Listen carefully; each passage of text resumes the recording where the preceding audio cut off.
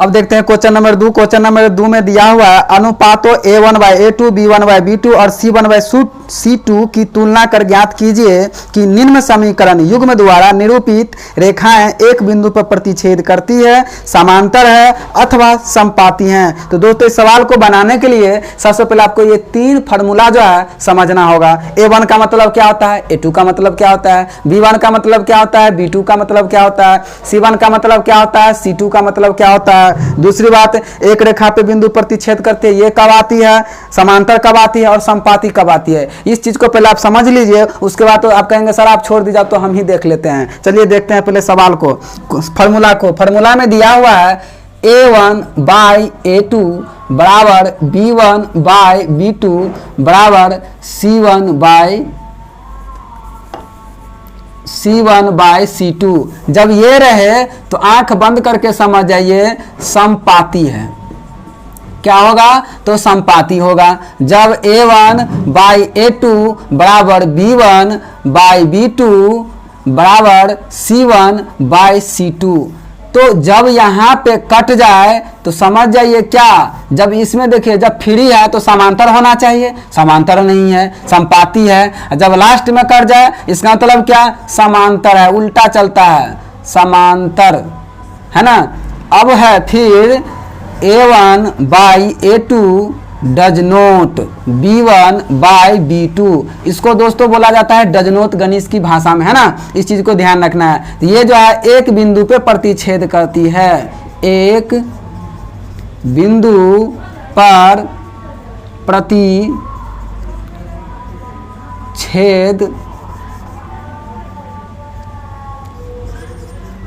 करती है। ये बात यदि आपको समझ में आ गया और ये फार्मूला यदि आपको याद हो गया, बस ये 3 ही फार्मूला ऐसा है जो क्वेश्चन नंबर 2 को आकाश से पाताल में निकाल के फेंक देगा। कैसे, वो देखिए। a1 का मतलब क्या होता है, जैसे कि हम एक क्वेश्चन लिख लेते हैं। क्वेश्चन 1 में 2 का जो 1 है इसमें दिया हुआ है जो 5x - 4y प्लस 8 बराबर 0। उसके बाद है 7x प्लस 6y माइनस 9 बराबर 0। तो ये क्या हो गया, समीकरण 1 हुआ ना, ये क्या हो गया, समीकरण 2 हुआ।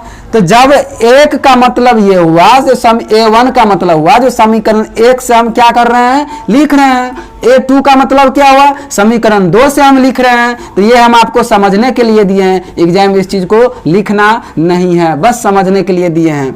तो क्या हो जाएगा, a1, तो a1 बराबर कितना हो जाएगा, तो x के पीछे में कितना है भाई साहब, तो 5 है। b1 बराबर कितना हो जाएगा, तो y के पीछे में कितना है, तो 4 है। ये तो हो गया मूर्ख वाली बात ना, ये तो 4 क्या चीज में, वो तो लिखे ही नहीं, तो क्या हो जाएगा, माइनस, है ना। अब c1 बराबर क्या हो जाएगा, 8, है ना। अब क्या हो जाएगा, ba2, क्यों, अब तो समीकरण 2 से लिखना है इसलिए, तो a2 कितना हो जाएगा, 7, b2 कितना हो जाएगा, 6, c2 कितना हो जाएगा, 9। ना ना ना ना बाबू, माइनस होगा, क्यों, क्योंकि माइनस में है ना, इसीलिए। अब देखते हैं इसको फार्मूला पे चढ़ा के कैसे चढ़ेगा, चढ़ाते हैं ना। 5 बच्चा 7, क्यों, क्योंकि a1/a2, तो a1/a2 बराबर b1/b2 यानी कि -4/6।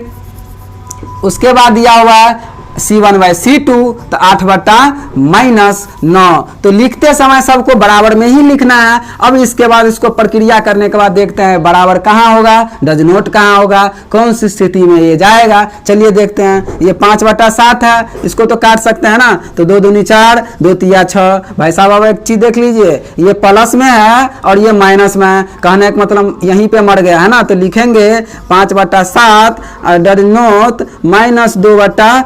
क्यों, क्योंकि 5/7 के बराबर -2/3 तो है ही नहीं, यही चीज हमें लिखना था। ये फॉर्मूला कहाँ पे लेकर जाता है, जब पहली बार करता है तो a1/a2 और डज नोट b1/b2 लिखेंगे, a1/a2 और डज नोट b1/b2। जब ये हम लिख देते हैं तो भाई एक चीज और लिख दीजिए समीकरण ये होगा, तो लिख दीजिए ये किस फॉर्मूला पे जाता है, तो जाता है एक बिंदु पर प्रतिच्छेद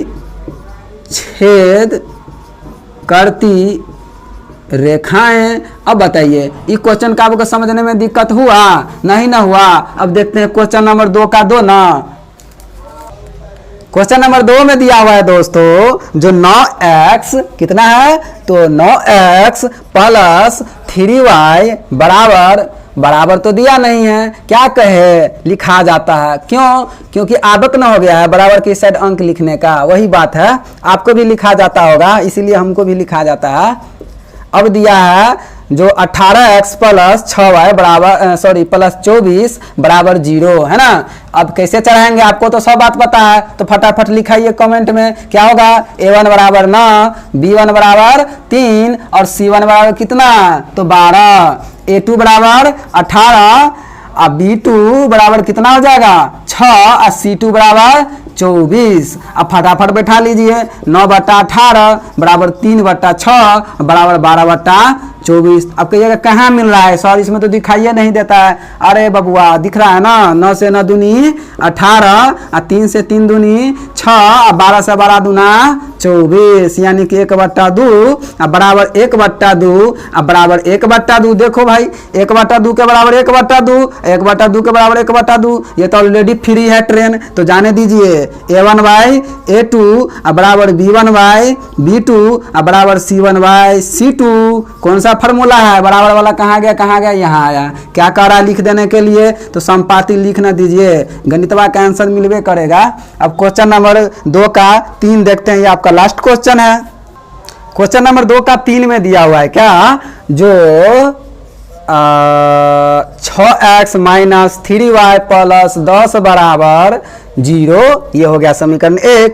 दूसरा दिया है 2x माइनस y प्लस 9 बराबर 0। तो दोस्तों आप जो जब सवाल बनाने के लिए आते हैं, वीडियो बनाने देखने के लिए आते हैं, तो एक चीज़ ध्यान रखिएगा, कॉपी और लीड जरूर लेकर रखिएगा, क्योंकि कुछ बातें हैं जैसे कि ये फार्मूला हो गया है ना, कोई ऐसा सवाल है जो आपको समझ में ना आवे तो या तो वीडियो को डाउनलोड कर लीजिए, अन्यथा अपना नोटबुक तैयार करते चले जाइए। आप लोगों का यदि कमेंट आवे तो मैं आपको ये चीज़ बताता हूँ, जो हर एक सवाल का हम एक ट्रिक के साथ आएंगे, और वो ट्रिक ऐसा होगा जो सवाल देखिए आंसर निकालिए। तो आप पे डिपेंड करता है, यदि आप कमेंट करते तो वो चीज़ लेके आएंगे, अन्यथा नहीं लेके आएंगे, है ना। अब देखते हैं इसमें जो फार्मूला को कैसे इसमें सेट करते हैं, तो आपको तो सब बात पता है ना।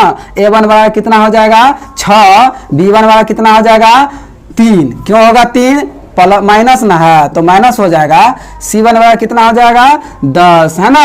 अब क्या हो जाएगा a2 बराबर कितना, तो 2, अब b2 बराबर कितना होगा, सॉरी यहाँ पे तो कुछ है ही नहीं है, अरे है नहीं ना, यहाँ पे 1 तो छुपा हुआ है ना, तो कितना है -1 ना है, तो -1 हो जाएगा। c2 बराबर कितना दिया हुआ है, तो 9 हो गया। तो सर इसको बैठावे कैसे, तो बैठाना ऐसे है 6/2 बराबर -3/-1 बराबर 10/9। तो सर जी इसमें करे क्या, तो 2 से 2 तिया 6 कर दीजिए, आप माइनस से माइनस को काट दीजिए। अब तो कुछ नहीं लग रहा है ना, तो चलिए देखते हैं 3 क्या हो जाएगा 1, अब बराबर में ये 3 क्या हो जाएगा 1, यानी कि इसके बराबर तो ये है। आगे देखिए, आगे कर हम इसके बराबर इसके नहीं रहेंगे, है तो नहीं रहेंगे तो क्या दिक्कत है, नोट कर दीजिए। तो लिख दीजिए a1/a2 बराबर b1/b2 तो आया, लेकिन गुरुजी c1/c2 नहीं आया, तो काट दीजिए ना, डज नोट हो गया। अब ये फार्मूला क्या कहता है, ये फार्मूला जो कहता है आप समांतर लिख देने के लिए, तो लिख ना दीजिए समांतर, यही आपका आंसर हुआ। तो दोस्तों यदि मेरा वीडियो आपको अच्छा लगता हो ना, तो बढ़िया से कमेंट में लिख दीजिए, है ना। वीडियो को लाइक कर दीजिए और दूसरे दोस्त को भी भेज दीजिए, जैसे ही मजा ले लेके पढ़ ले, है ना। वीडियो को बार बार देखने के लिए मेरा वीडियो चैनल को सब्सक्राइब करें, अब बेल आइकन को जरूर दबाएं। अब इतना नहीं, खुशी से सब्सक्राइब कर दीजिए, 2 बार दाब दीजिएगा तो वही ना आ जाएगा रिटर्निंग, तो ऐसा नहीं करना है, एक ही बार खुशी लेना है, एक ही बार दबाना है। 2 बार दाब दीजिएगा फिर से डिसब्सक्राइब हो जाएगा। चलिए थैंक यू, धन्यवाद, फिर मिलते हैं अगली वीडियो में।